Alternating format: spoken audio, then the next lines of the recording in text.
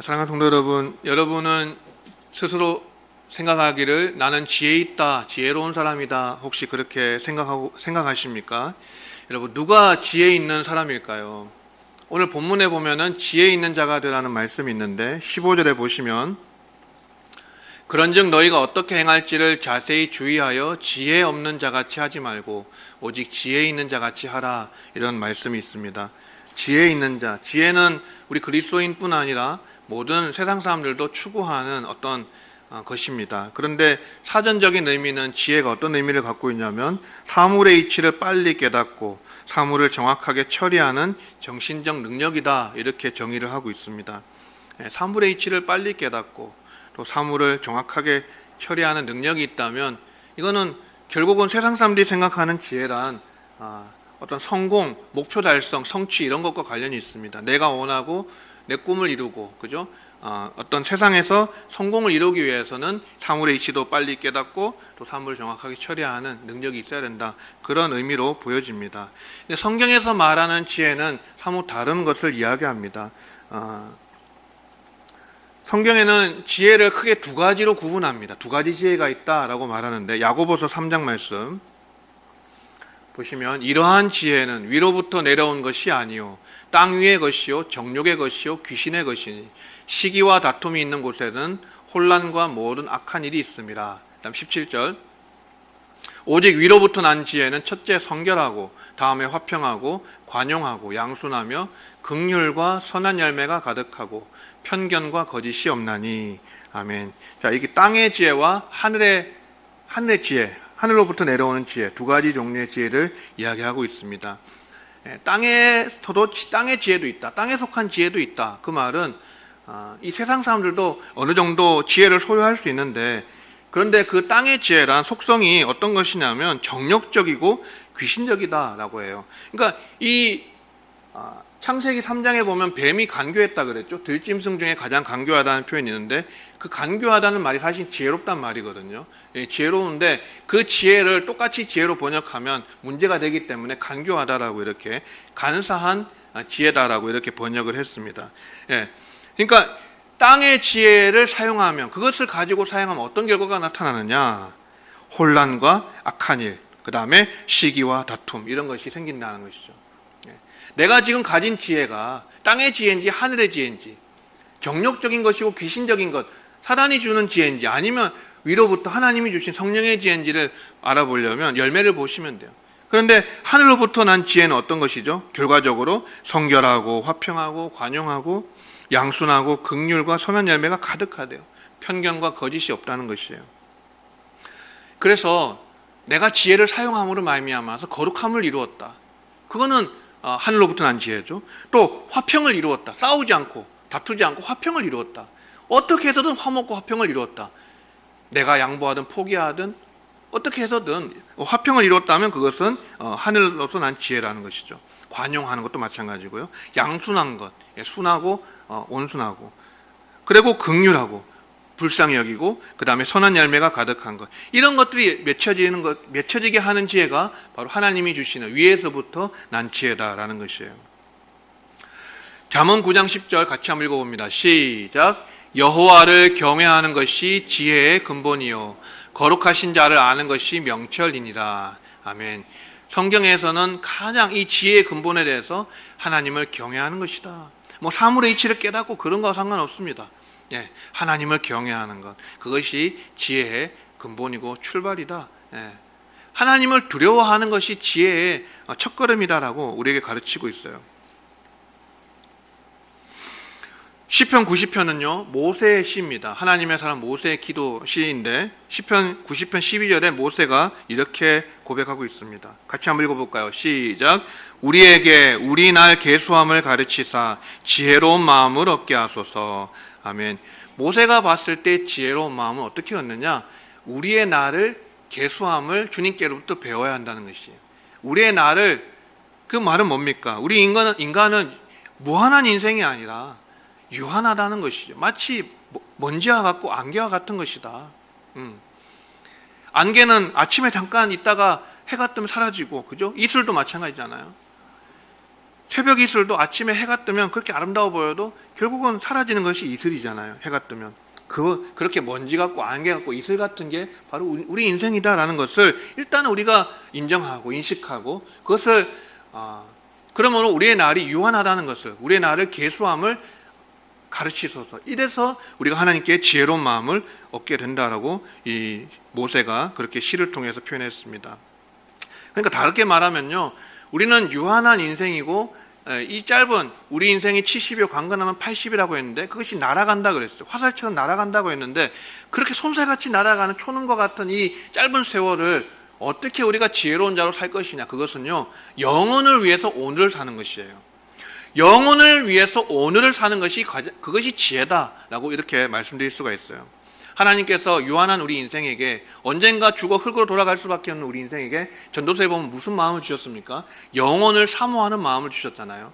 영혼을 사모하고 영혼을 바라는 마음 우리에게 다 주셨는데 그것을 생각하면서 우리는 성경을 통해서 진리를 통해서 마지막 날이 있구나, 여호와의 날이 있구나, 주 예수 재림의 날이 있구나, 하나님의 심판대 앞에 서는 날이 있구나, 그날에 모든 것을 갚아주실 텐데, 그리고 그 심판대 앞을 지나가고 나면 이제 영원한 시간으로 들어갈 텐데, 영원한 시간은 우리가 물릴 수도 없고 어떻게 할 수가 없잖아요. 그 영원한 시간을 바라보면서 오늘을 살아가는 것, 그게 종말론적인 삶이잖아요.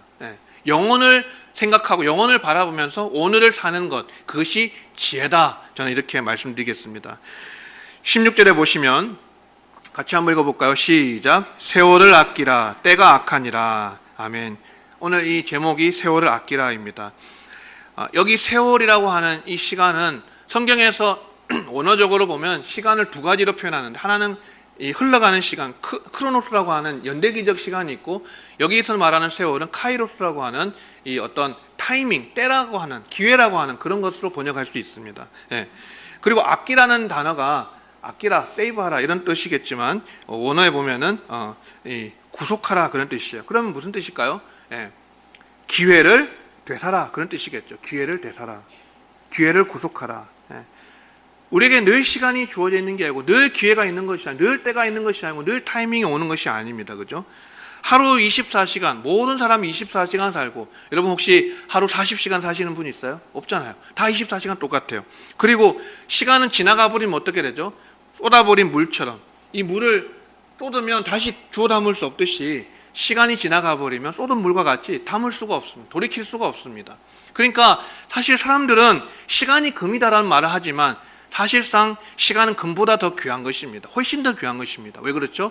금은 돈 주고 살 수 있지만, 언제든지 살 수 있지만 시간은 지나가면 다시 돌이킬 수 없기 때문에 그렇습니다. 여러분 어제로 돌아가실 수 있습니까? 1년 전으로 돌아가실 수 있습니까? 못 돌아가거든요. 시간은 지나가면 끝이에요. 그러니까 시간은 금보다 더 귀한 것이에요. 시간을 그래서 이 기회를 구속하라, 되살아, 이 말을 어렵게 느껴지니까 쉽게 바꿔본다면 영어 성경은 보통 이렇게 번역을 해요. 시간을 최대한 선용하라 이렇게 번역합니다. 시간을 최대한 선용해라. 그렇게 우리가 알아듣기 쉽게 번역을 해놓았습니다. 그래서 결국 지혜 있는 사람은 누구냐? 지혜 있는 사람은 세월을 아끼는 사람이다. 시간을 최대한 선용하는 사람이다. 그러면 우리가 세월을 아끼는 지혜로운 사람이 되려면 어떤 것을 우리가 염두에 두고 적용해야 될지 세 가지를 살펴보겠습니다. 첫 번째는 열매 없는 어둠의 일에 참여하지 말라는 것입니다. 열매 없는 어둠의 일에 참여하지 말라. 11절 말씀 같이 읽습니다. 시작. 너희는 열매 없는 어둠의 일에 참여하지 말고 도리어 책망하라. 아멘. 자, 어둠의 일이라고 나오는데 이 어둠의 일은 특징이 열매가 없다는 것이에요. 하나님이 기뻐하시는 열매, 그 성령의 열매로 대표되는 이 열매들을 맺지 못하는, 그거 다 어둠의 일입니다.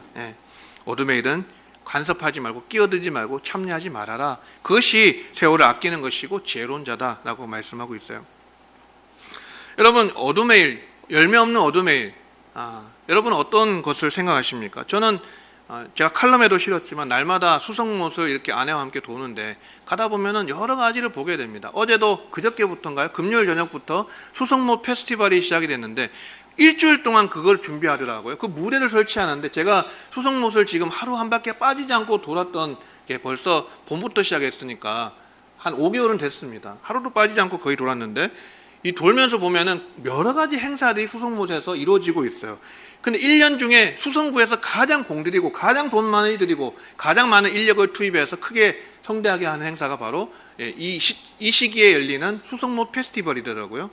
그리고 이것과 함께 또 드람길에서는 또 먹거리 또 페스티벌도 열리고 있습니다. 어쨌든 제가 그거를 일주일 동안 준비하는, 무대가 보통은 행사가 있으면요 하루 전에 준비하고 끝이 나요. 그만큼 그렇게 크지 않아요. 근데 이번에 행사는요 일주일 내내 준비해요. 그 무대가 얼마나 크고 화려한지, 또 어쨌든 뭐 그걸 준비하는데 일주일이 걸리더라고요. 제가 그거 보면서 무슨 생각했냐면, 참 열매 없는 어둠의 일에 힘쓰는구나. 저거 해가지고 결국 뭐 합니까? 거기서 음주 가무 그런 거 하잖아요. 세상 노래 부르고 그런 것들이 과연 열매 있는 일이냐? 그 열매 없는 일을 위해서 왜 이렇게 많은 돈을 투자하고 많은 사람을, 그 사람들한테 물어봤어요. 첫날 월요일날 무대를 세팅하기 시작하길래 일꾼한테 물어봤습니다. 이거 무슨 행사 하는 거예요? 무슨 행사 준비하는 거예요? 물어보니까 저도 몰라요 그러더라고요. 그 돈 주니까 그냥 하고 있는 거예요. 열매 없는 어둠의 일에 그렇게 열심을 내고 있어. 사람들이 돈 주니까, 많은 예산을 투입하니까.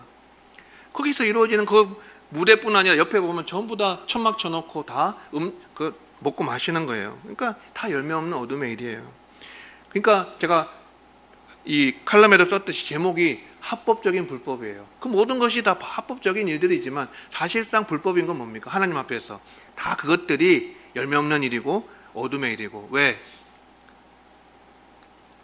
이 자고 취하는 것은 밤의 일이라고 했거든요. 밤의 일이다. 밤에 자고 취한다 그랬거든요. 우리는 낮에 속하였으니까 그러지 말자라고 바울이 얘기하는데, 누가 뭐 술 한잔 마신다고 해서 그것에 대해서 책망하겠습니까? 나는 만 19세 이상인데 충분히 법적으로 합법적인 일을 하는 것이다. 아무도 뭐라고 못하거든요. 하지만 그것이 결국은 그 영혼으로 하여금 방탕하게 만들고 이 하나님과 멀어지게 만들고 결국은 이 하나님께 구원을 받지 못하는 길로 이끌어 가잖아요. 그러니까 그게 불법이고, 영적으로 보면 불법이고 어둠의 일이고 열매 없는 일이다라는 것이에요.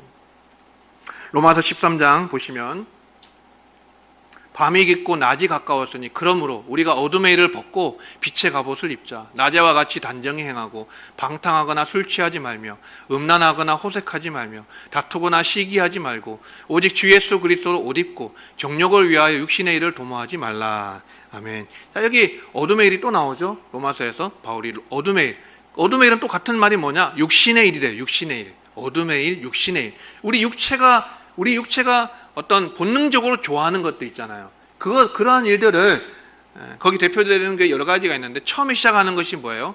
술 취하지 말라는 거 나오는 거죠. 왜 술이 맨 먼저 나올까요? 술 취하지 말라. 그 다음에 음란, 그죠? 호색, 그 다음 다툼, 시기, 여러 가지 쭉쭉 나오잖아요. 왜 육신의 일, 그 다음에 어둠의 일 중에 술이 제일 먼저 나올까요? 술 취하는 것이 많은 범죄의 원인이 되기 때문에 그렇습니다. 많은 죄악들이요, 범죄들이 결국은 술 취한 가운데 일어나는 것을 보게 됩니다. 뭐 음란도 마찬가지고 또 싸움과 다툼도 마찬가지고요. 그러니까 이러한 것은 방탕한 것이다. 여기 방탕하다는 말이 있죠. 이 방탕하다는 것이 그냥 우리는 한때 내가 뭐 방탕해 이런 것들이 아니고요. 방탕이 원어적으로 살펴보면요, 그 뿌리가 어디 있냐면 무엇의 반대말이냐면 구원의 반대말이에요. 구원의 반대말. 이 방탕이란 결국 우리를 구원으로부터 멀어지게 하는 것이에요. 방종, 방탕 이런 것들, 술 취함. 한 번 그것을 했다고 해서 우리가 구원을 잃고 그런 건 아니에요, 분명히. 하지만 이것에 빠져 있으면요, 결국 구원과 멀어지게 되어 있어요. 하나님과 멀어지게 되어 있어요. 그게 방탕이라는 것이에요. 데살로니가전서 5장에도 보면요, 같이 한번 읽어봅니다. 시작. 자는 자들은 밤에 자고 취하는 자들은 밤에 취하되 우리는 낮에 속하였으니 정신을 차리고 믿음과 사랑에 호심경을 붙이고 구원의 소망의 투구를 쓰자. 아멘. 자, 여기 바울이 분명히 말했죠. 밤의 속성, 그 다음 어둠의 속성. 그게 자고 취하는 것이에요. 여기 잔다는 것은 물론 육신이 잠드는 밤을 얘기하면서 빗대어서 하는 거지만, 풍류를 하는 것이지만, 영적으로 잠들어 있는 상태를 말하죠. 그 다음 취하는 것. 1차적으로는 술에 취하는 것을 말하지만 결국은 세상의 모든 이 쾌락과 오락과 어떤 그런 하나님 기뻐하시지 않는 육신의 일들에 취해 있는 그런 영적인 취함의 상태를 말하는 것이에요. 이 다 벗어버리자. 우리 낮에 속하여 다 벗어버리자. 정신 차리자. 그리고 뭘 강조해요? 믿음과 사랑과 소망을 강조하고 있습니다. 여러분, 바울의 신학의 핵심을 요약하면 믿음과 소망과 사랑입니다. 제가 여러 번 말씀드렸죠. 여기 데살로니가 전서에도 나오는 것이에요. 믿음과 사랑에 호심경을 붙이고 흉배를 붙이고 그 다음에 구원의 소망에 투구를 쓰자. 믿음과 사랑과 그리고 소망, 이것을 우리가 견지를 하고 붙들어야 이렇게 정신을 차리게 되고 이렇게 어둠의 일에, 육신의 일에 빠지지 않는다라는 것입니다. 18절 말씀 같이 읽습니다. 시작. 술 취하지 말라. 이는 방탕한 것이니 오직 성령으로 충만함을 받으라. 아멘. 술이 대표적으로 나오지만 이 술만 얘기하는 건 아닙니다. 모든 종류의 중독을 말하는 것입니다. 중독. 술 취하는 것 중독이죠. 알코올 중독이죠. 그것만 있습니까? 게임 중독도 있죠. 요즘 다음 세대들 게임 중독 때문에 참 심각합니다. 저도 10대 때 20대 때는 그런 시간을 보냈지만 이 오락의 세상의 즐거움, 세상에 주는 그 즐거움과 그런 어떤 이런 것에 중독되어 있는 사람들, 그 다음에 쾌락에 중독되는 사람들, 그래서 결국은 성적 방종에 그렇게 중독되는 사람들이 있습니다. 여러 종류의 중독을 대표해서 술로 이렇게 취하지 말라라고 이렇게 명령을 하고 있어요. 자, 그래서 우리가 지혜로운 사람이 되려면 세월을 아껴야 되는데 세월을 아끼려면 어떻게? 첫째는 어둠의 일에 참여하지 말라. 영적으로 열매 없는 어둠의 일에 참여하지 말라. 그것은 술 취함으로 대표되는 모든 중독, 어둠의 일을 벗어버리라. 그것을 먼저 말씀하고 있습니다. 두 번째는요, 지혜로운 자, 세월을 아끼는 자가 되려면 주의 뜻이 무엇인가를 이해해야 합니다. 17절 말씀 같이 한번 읽어봅니다. 시작. 그러므로 어리석은 자가 되지 말고 오직 주의 뜻이 무엇인가 이해하라. 아멘. 자, 지혜로운 자가 되라고 하면서 또 반대로는 또 같은 말이죠. 어리석은 자가 되지 마라. 지혜로운 자가 되려면 어떻게 해야 되죠? 주의 뜻을 이해하라. 주의 뜻이 무엇인가 이해하라고 했습니다.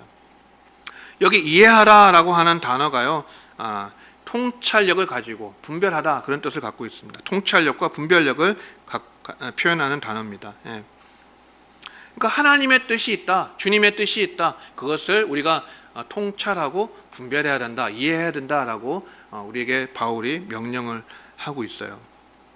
하나님의 뜻은, 일반적인 하나님의 뜻은요, 성경에 다 계시가 되어 있습니다. 일반적인 규범, 일반적인 하나님의 뜻, 그것은 성경을 읽으면 다 알 수 있는데, 이것 성경을 읽고 묵상하고 말씀을 듣고 그리고 내가 말씀을 마음에 간직하고 새기고 지켜 행하려고 순종하려고 애쓰면요, 대부분 거의 모든 문제들은 다 해결됩니다. 다 되는데, 그러나 각 사람에게 하나님이 특수한 뜻을 갖고 있을 수가 있습니다. 내 인생을 향해서, 내 삶을 향해서, 오늘 나를 향해서 하나님의 뜻이 있을 수가 있잖아요. 그거는 성경에 명확하게 누구를 만나라 이런 얘기 안 적혀 있잖아요. 무엇을 해라고 안 적혀 있잖아요. 그죠? 그런 것들에 대해서 주의 뜻을 이해하고 분별하라라고 명령을 하고 있습니다. 같은 비슷한 말이 또 본문에 나오는데, 여러 번 나오는데 15절도 보시면요, 같이 한번 읽어봅니다. 시작. 그런즉 너희가 어떻게 행할지를 자세히 주의하여 지혜 없는 자 같이 하지 말고 오직 지혜 있는 자 같이 하여. 아멘. 여기 자세히 주의하라라는 단어가 있죠. 어떻게 행해야 할지를, 처음에 바울이 우리 읽은 본문의 첫 부분에 빛의 자녀들처럼 행하라, 이 행하라는 말은 걸으라라는 단어인데, 어떻게 행할지를 빛의 자녀들처럼 행하라고 하면서 또 어떻게 행할지를 자세히 주의하래요. 주의해서 살펴봐라. 우리의 행위에 대해서, 언행에 대해서 어떻게 말하고 어떻게 행할지에 대해서 먼저 성급하게 말하고 행동하기 전에 자세히 주의해 보라라고 또 이렇게 이야기를 하고 있습니다. 여러분, 주의하라는 말은요, 보다라는 단어예요. 원어로 보면 보다. 보다라는 단어인데, 신중하게 지켜본다, 경계하다, 그런 뜻도 갖고 있습니다. 보는 것, 신중하게 보는 것, 주의 깊게 보는 것, 그 다음에 경계하는 것, 그런 의미를 갖고 있어요. 이거 어떻게 예를 들어볼까요? 이거를 쉽게 예를 들어보면 이런 것인 것 같아요. 하나님의 뜻을, 주의 뜻을 자세히 주의하여서 이렇게 이해하는 것, 그것을 우리가 어떻게 비유할 수 있겠느냐 생각해 보니까, 제가 여러분 요즘 숙성못도 많이 걷지만 많이 걸으면서 또 대구 안에서는 가능하면은 이제 대중교통을 이용하면서 다니려고 해봅니다. 그러면 제가 운전하지 않아도 되고 스트레스도 없고, 그리고 그 시간에 앉아서 이제 또 성경도 읽을 수 있으니까 여러 가지 장점이 있어서 대중교통을 많이 이용하는 편입니다. 그러다 보니까 이렇게 걷기도 하고 또 대중교통도 이용하고, 그러다가 이 동네를 다닐 때는 이렇게 여러 군데 마트를 들여다보거든요. 이 마트, 여기 트럼프 앞에 이제 뭐 대백 마트도 있고, 또 건너편에는 케이온 마트도 있고, 여러 가지 마트가 있는데, 이렇게 다니다 보면요, 제가 요즘 아내로부터 뭔 얘기를 듣냐면 살림꾼 다 됐다 이런 얘기를 듣거든요. 무슨 얘기인가 하면은, 이렇게 여러 군데를 다니다 보니까 이 주부의 마음이 이해가 되는 거예요. 예전에 그냥 해주는 거 먹을 때는 생각을 못 했는데, 제가 직접 이제 씀씀이를 줄이고, 예를 들면은 적은 돈을 어떻게 하면 좋은 걸 살까 이렇게 고민하다 보니까 자꾸만 보고 들었다 놨다 살까 하다가 또 내려놓고, 딴 데 가보니까 더 싼 게 있어요. 또 딴 데 가보니까 더 좋은 게 있어요. 그러니까 이렇게 자꾸만 주위에서 보게 되더라고요. 싸고 더 신선한 거, 더 최상품을 우리가 주부의 마음으로 고르고 장 볼 때 그렇게 하시잖아요. 신중하게, 내 돈인데, 내 돈 내산인데, 내 돈 주고 사는 것인데, 이왕이면 좋은 것, 고품질을 싸게 사고 싶은 게 다 주부의 마음이고 우리 모든 사람의 마음이잖아요. 그런 것처럼 하나님의 뜻을 우리가 자세하게 주의해서 살펴보고, 무엇이 하나님을 기쁘시게 하는 것이냐, 하나님의 뜻이 무엇이냐, 하나님이 오늘 내 삶에, 내 인생에 무엇을 원하시는지에 대해서 그것을 우리가 살펴보고 시험해 볼 수 있어야 돼요. 그래서 10절에 이렇게 말씀하죠. 같이 한번 읽어봅니다. 시작. 주를 기쁘시게 할 것이 무엇인가 시험하여 보라. 아멘. 자, 다 같은 내용입니다. 주님을 기쁘시게 하는, 그게 하나님의 뜻이잖아요. 주님의 뜻이잖아요. 시험하여 보라. 이것은 관찰하고 검사하고 조사하다. 참인지 거짓인지를 면밀히 조사하다. 그런 뜻이 있습니다. 주위에 살펴보는 것과 같은 뜻이죠. 그렇게 자세하게 시험하여 보라. 주님이 뭘 기뻐하시는지, 하나님의 뜻이 무엇인지를 그렇게 조사하고 관찰하고 검사하고 면밀히 조사하고, 이러한 우리의 신중함, 그러니까 결국은 우리에게 이 분별력이라고 하는 것은요, 결국 영적으로 신중한 것이고 영적으로 예민한 것을 말하는 것이에요. 쉽게 말하거나 쉽게 행동을 선택하지 않는 주의 깊고 사려 깊은 신중함과 민감함을 얘기하는 것입니다. 로마서 12장 2절 같이 한번 읽어봅니다. 시작. 너희는 이 세대를 본받지 말고 오직 마음을 새롭게 함으로 변화를 받아 하나님의 선하시고 기뻐하시고 온전하신 뜻이 무엇인지 분별하도록 하라. 아멘. 하나님의 선하신 뜻, 기뻐하신 뜻, 온전하신 뜻이 있다. 그것을 분별해라. 여기도 똑같은 단어를 썼어요. 도키마죠. 이게 바로 분별하다, 검사하고 관찰하고 조사하다라는 것이에요. 우리가 예민함을 좀 가져야 됩니다. 하나님 앞에서 예민함, 주의 뜻에 대한 예민함, 그걸 가져야 돼요. 무엇이 정말 하나님을 기쁘시게 하는 것이냐, 어떻게 행하는 것이 하나님 마음을 시원하게 해드리는 것이냐 라는 것에 대해서 좀 신중한 그런 예민함, 민감함이 우리에게 있어야 되겠습니다. 이렇게 주의 뜻이 무엇인가를 이해하고 분별하는 것, 분별력을 가지는 것이 바로 지혜 있는 사람, 세월을 아끼는 두 번째 길입니다. 세 번째, 지혜로운 사람, 세월을 아끼려면요, 세 번째는 성령으로 충만함을 받아야 합니다. 성령으로 충만함을 받으라. 18절 말씀 다시 보시겠습니다. 같이 읽어볼까요? 시작. 술 취하지 말라. 이는 방탕한 것이니 오직 성령으로 충만함을 받으라. 아멘. 지금 두 가지를 대조하고 있죠. 술 취하지 말라. 술 취함을 버리고, 그 다음에 오직 성령으로 충만함을 받으라. 하나는 하지 말라, 하나는 하라. 이렇게 극명하게 대조해서 이렇게 비교해서 말하고 있습니다. 술에 취하면 어떻게 되죠? 절제력을 잃어버리죠. 내가 가고 싶은 대로 가지 못하고 내가 하고 싶은 대로 하지 못한 절제력을 상실하게 됩니다. 그래서 이 오순절 날에 성령 강림이 있었을 때 16개국에서 왔던 디아스포라 유대인들이 때로 몇몇 사람들은 성령 충만을 받아서 방언으로, 다른 언어로 말하는 이 제자들을 향해서 술에 취하였다 조롱하기도 했습니다. 그런데 성령에 충만하면요, 이 정신줄 놓아지고 어떤 황홀한 지경에 빠지고 이런 게 아니에요. 통제력을 잃어버린 게 아닙니다. 성령이 충만한 것은 오히려 반대예요. 절제력이 생기는 것이, 절제력이. 그러니까 성령의 열매 중에 마지막이 뭐예요? 절제라는 것이잖아요. 절제. 성령이 충만하면 육신의 일, 어둠의 일을 분별할 수 있고 그것을 잘라버릴 수 있는 절제력이 생긴다는 거. 어둠의 일에 참여하지 않는 절제력이 생긴다는 것이에요. 그리고 성령으로 충만함을 받으면 이게 양의 개념이 아니고 통치의 개념이에요. 얼마나 더 성령의 지배 아래 있느냐, 얼마나 더 성령의 인도하심을 받느냐, 얼마나 더 성령의 이끄심 가운데 순종하느냐, 그게 성령 충만의 척도인데, 그렇게 되면 이 또 명령은요 반복이에요. 반복. 현재 명령형이에요. 오직 성령의 충만함을 받으라. 이게 현재 명령이라는 말은, 명령어는요 헬라어 중에 명령법은 두 가지가 있어요. 과거 명령은 단회적인 명령이에요. 무엇을 해라 한 번으로 끝나는 거예요. 하지만 이 현재 명령이라는 것은 계속 반복되는 행위를 말하는 것입니다. 그러니까 성령 충만은 날마다 받아야 되고 계속해서 받는 것이에요. 오순절날 성령 강림의 사건이, 그 오순절에 성령 임한 일이 물론 성령 강림 날은 그날이지만 계속해서 그 성령 충만을 받는 것이 반복되는 것을 우리는 보게 됩니다. 그런데 성령을 충만을 받아야 되는데 성령을 근심하게 하는 일도 있어요. 에베소서 4장 30절, 하나님의 성령을 근심하게 하지 말라. 그 안에서 너희가 구원의 날까지 인치심을 받았느니라. 아멘. 성령을 슬퍼하게 하지 말라, 고민하게 하지 말라는 것이에요.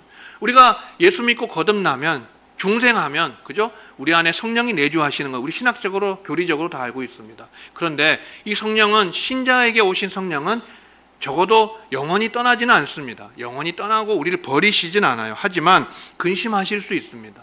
우리가 어둠의 일에 참여한다든지, 열매 없는 일을 행한다든지, 또 세상 사람들처럼 그렇게 하나님이 기뻐하신 뜻을 쫓아 살지 않는다든지 이러면은 성령이 근심하실 수 있다는 것이, 근심시키지 말라는 거예요. 성령을. 성령으로 인치심을 받았기 때문에. 데살로니가전서 5장 19절, 성령을 소멸하지 말며 그랬습니다. 성령을 근심하게도 하지 말고 소멸하게도 하지 말래요. 성령이 소멸될 수도 있대요.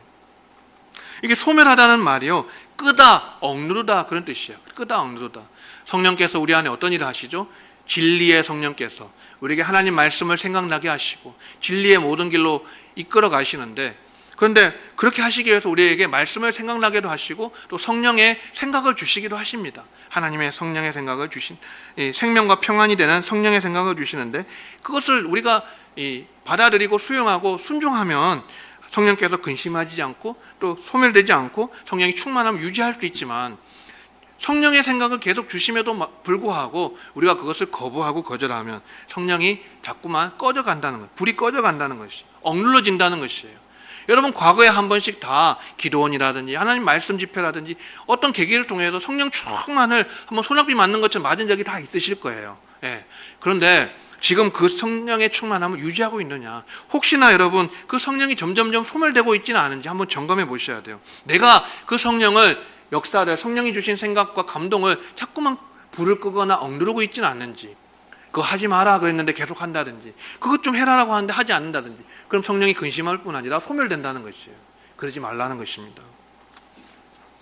요한복음 14장 26절 같이 한번 읽어봅니다. 시작. 보혜사 곧 아버지께서 내 이름으로 보내실 성령, 그가 너희에게 모든 것을 가르치고 내가 너희에게 말한 모든 것을 생각나게 하리라. 아멘. 여기 성령을 보혜사라는 단어로 우리는 번역했는데 우리말에만 있는 단어입니다. 보혜사. 영어도 이렇게 보혜사라는 1대1로 매칭되는 단어가 없어요. 그만큼 이 헬라어 파라클레토스, 성령을 표현하는 파라클레토스라는 단어를 번역할 만한 적당한 단어가 없습니다.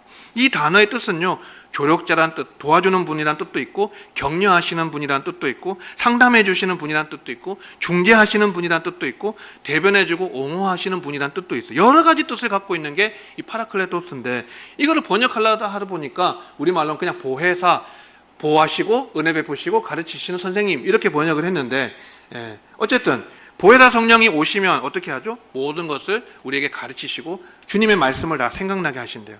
그 다음에 16장 13절 같이 읽습니다. 시작. 그러나 진리의 성령이 오시면 그가 너희를 모든 진리 가운데로 인도하시리니 그가 스스로 말하지 않고 오직 들은 것을 말하며 장래일을 너희에게 알리시리라. 아멘.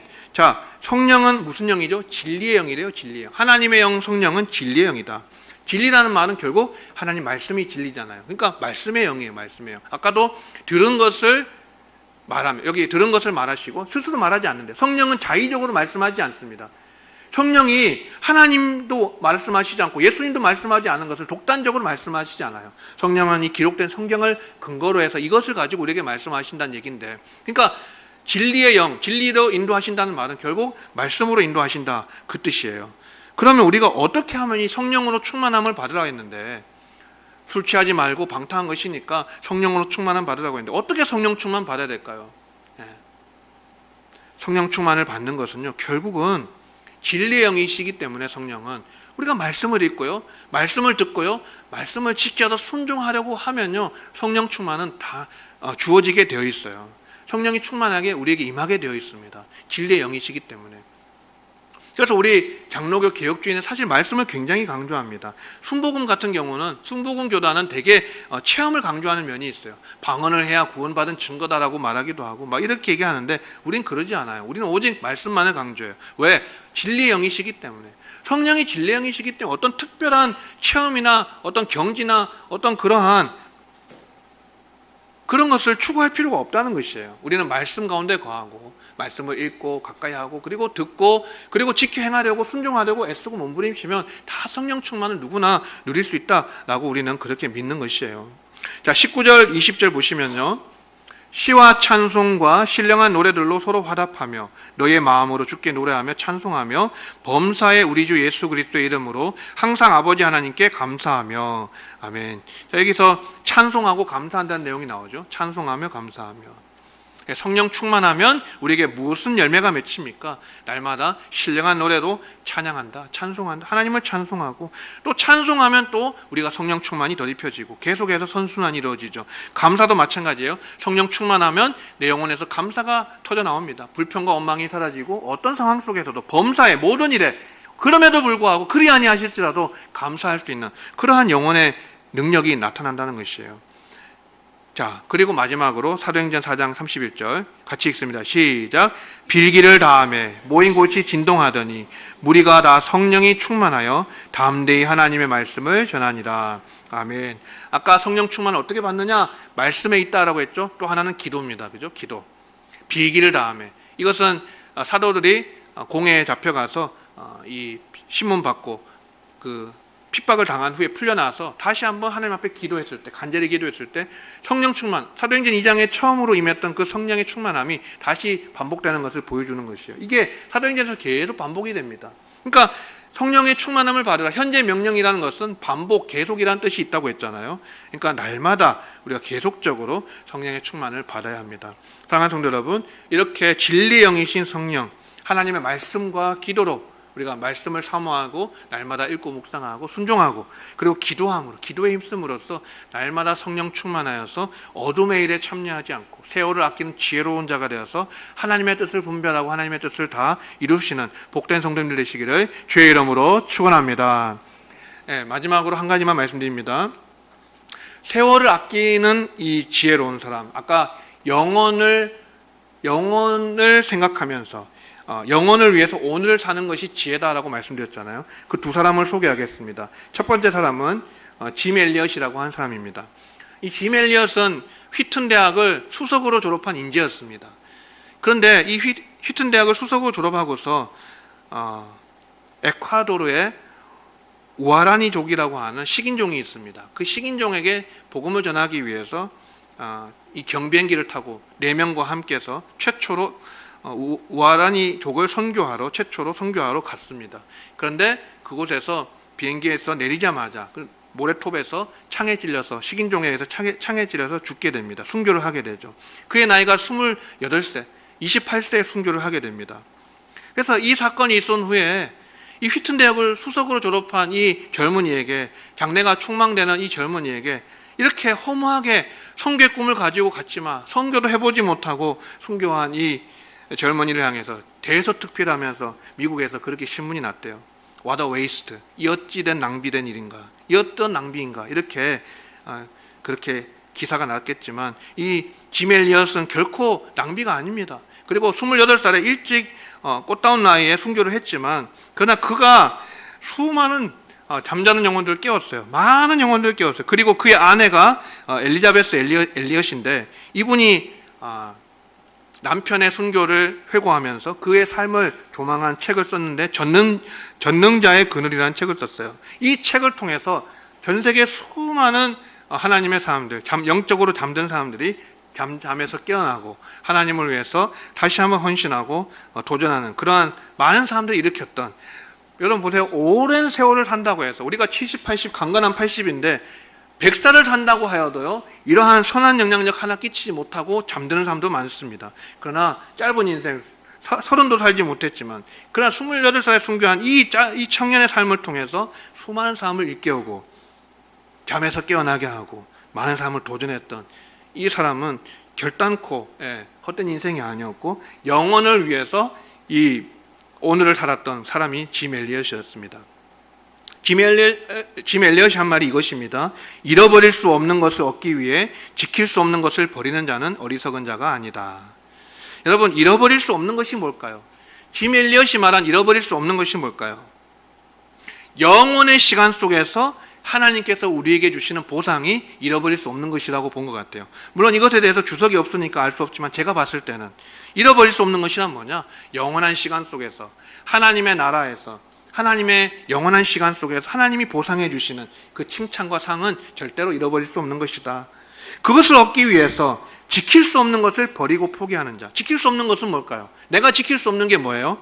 이 땅에서 이룰 수 있는 모든 것이 다 내가 지킬 수 없는 것들이에요. 부도, 귀도, 영화도, 부귀영화, 명예, 권력 다 내가 지킬 수 없는 것들이잖아요. 그 지킬 수 없는 것, 내 생명조차도 내가 지킬 수 없습니다. 그죠? 그러니까 이 땅에서 이룰 수 없는 모든 것, 부귀영화라든지 내 목숨까지도 지킬 수 없는 것을 버리고 포기하는 자는 바보가 아니라는 것이죠. 어리석은 자가 아니다. 그게 지혜로운 사람이다라는 것입니다. 지혜롭게 살았던 한 사람, 짐 엘리엇. 두 번째는요, 찰스 토마스 스터드라고 하는 사람입니다. 이 찰스 토마스 스터드는요, 영국의 케임브리지 대학을 졸업했던 그 대학의 유명한 크리켓 선수였습니다. 그런데 이 사람이 15세 때 D.L. 무디, 영적 거장이죠, 전도자, 복음 전도자, 부흥사 무디의 설교를 듣고 회심을 하게 됩니다. 15세 회심을 하고 케임브리지 대학에 입학을 해서 유명한 아주 장래가 촉망되는 크리켓 선수가 되었는데, 그가 하나님께서 그 젊은 날 무리를 통해서 주신 감동을 잊지 못해가지고 케임브리지에서 중국 선교를 떠나는 7인과 함께, 그 케임브리지 7인이라 그러거든요. 중국 선교의 아버지가 허드슨 테일러인데 이 허드슨 테일러와 함께 중국으로 떠나게 돼요. 케임브리지 7인이라고 하는. 그러면서 9년 동안 중국 내지 선교를 하게 되고, 또 그 후에 아버지의 또 유언을 받들어서 인도 선교를 6년을 하게 되고, 마지막 18년은요 콩고에서, 아프리카 콩고에서 선교를 18년 하다가 71세에 지병인 담석증으로 소천을 하였습니다. 천국을 가는데 그가 장례식 때요, 아프리카 사람이 무려 7,000명이 그 장례식에 참여했대요. 그 장례에 7,000명 아프리카 사람들이 참여해가지고 그 사람의 죽음을 기렸다.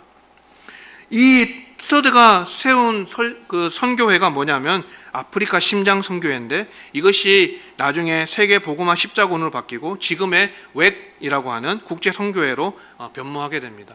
우리 교회가 후원하는 선교사님 중에, 몽골 선교사님 중에 정정문 선교사님이라고 있는데, 이 선교사님이 바로 이 스터드가 세운 웩 선교회, 거기에 파송을 받아서 몽골 선교를 하고 있습니다. 스터드가 무슨 말인지 한번 볼까요? 예수 그리스도가 하나님이시며 나를 위해 죽으셨다면 그분을 위한 나의 어떤 희생도 결코 크다고 할 수 없다. 아멘. 예수님이 하나님이시고 나를 위해 죽으신 게 사실이면 내가 어떤 그분을 위해서 대단한 희생을 해도 결코 크고 위대하다고 말할 수 없다. 이렇게 말했고요. 이 스터드가 쓴 시가 있습니다. Only One Life라고 하는 영어로 된 시인데, 이 시에 한 문구가, 이런 문구가 있어요. 보여주세요. 오직 한 번뿐인 인생 속히 지나가리라. 오직 그리스도를 위해 한 일만이 영원하리라. 인생은 한 번뿐이다. 그런데 속히 지나간다. 70이고 강건하면 80이라 해도 화살같이 날아간다 했잖아요. 금방 지나간다. 그런데 우리가 지킬 수 없는 것을 위해서 달려가는 것은 허무한 것이고요, 그것은 아무런 열매를 남기지 못합니다, 하나님 앞에서. 그러나 오직 그리스도를 위해서 한 일은 영원할 것이다. 하나님 앞에서 영원히 남을 것이다. 왜? 이 사람들은요, 영원한 것이 무엇인지를 알았던 사람들이에요. 영원한 것은요, 하나님이 영원하시고 하나님의 말씀이 영원하시고 하나님의 나라가 영원합니다. 그리고 우리가 이 땅에서 가진 것 중에 가장 영원한 것은 무엇일까요? 그것이 바로 믿음과 사랑과 소망입니다. 네. 그래서 우리가 이러한 비밀을 깨닫고 이 두 사람, 짐 엘리엇과 스터드 이 두 사람의 삶을 생각해 본다면 정말로 우리가 영혼을 위해서 오늘 어떻게 살 것인가. 한 사람은 28살에 일찍 생을 마감했고 순교했고, 한 사람은 71세 그래도 평균 인생을 살았지만, 이 두 사람의 공통점은요, 꽉 찬 인생을 살았다는 것이에요. 예수로 꽉 찬 인생, 하나님을 위해서, 복음을 위해서, 주의 나라를 위해서 꽉 찬 인생을 살다가 그렇게 사라졌어요. 그러나 많은 사람을 잠든 영혼을 깨우고 도전하고 세웠던 그런 선한 영향력을 끼쳤던 그런 두 사람, 우리 기억하면서 우리도 지혜로운 사람이 되기 위해서 세월을 아끼고요, 어둠의 일에 참여하지 말아야 되고, 그리고 하나님의 뜻이 무엇인지를 분별해야 되고, 그리고 어떻게 해야 됩니까?